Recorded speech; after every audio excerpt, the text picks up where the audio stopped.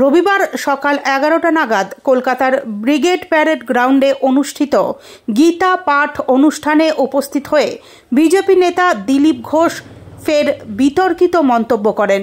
অনুষ্ঠান স্থলে সাংবাদিকদের সঙ্গে কথা বলার সময় তিনি বাবরি মসজিদ প্রসঙ্গে তার কড়া অবস্থান স্পষ্ট করেন, যা ঘিরে রাজনৈতিক মহলে শুরু হয়েছে জোর আলোচনা। এদিন তিনি স্পষ্ট জানান, বাবরি মসজিদ হবে না। ধর্মীয় ও আধ্যাত্মিক আবহে শুরু হওয়া এই অনুষ্ঠানে বহু মানুষ আজ অংশগ্রহণ করেছেন।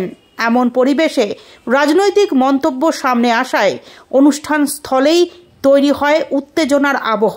বিজেপি নেতার এই বক্তব্য দ্রুতই ছড়িয়ে পড়ে সামাজিক মাধ্যমে এবং বিভিন্ন রাজনৈতিক শিবিরে শুরু হয় তীব্র প্রতিক্রিয়া। ভারতবর্ষে বাবরি মসজিদ হবে না, মসজিদ দিয়ে কেউ করতে পারে।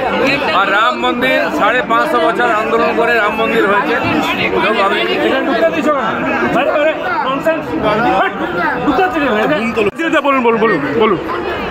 দেখুন, পশ্চিমবাংলা বিভাজনের শিকার হয়েছে হিন্দু মুসলমান নেতৃত্বে।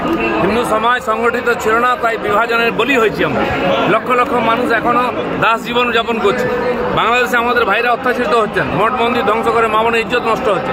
পশ্চিমবাংলায় সেই ঘটনা না হোক, সেই জন্য এখানে হিন্দু জাগরণের দায়িত্ব নিচ্ছেন সন্তরা। তারা আমাদের আদেশ করেছেন, আসুন লক্ষ লক্ষ সংখ্যায় গীতা পাঠ করে হিন্দুকে সংগঠিত করি, যাতে দ্বিতীয়বার বিভাজন না হয়, হিন্দুকে পরাধীন না হতে হয়।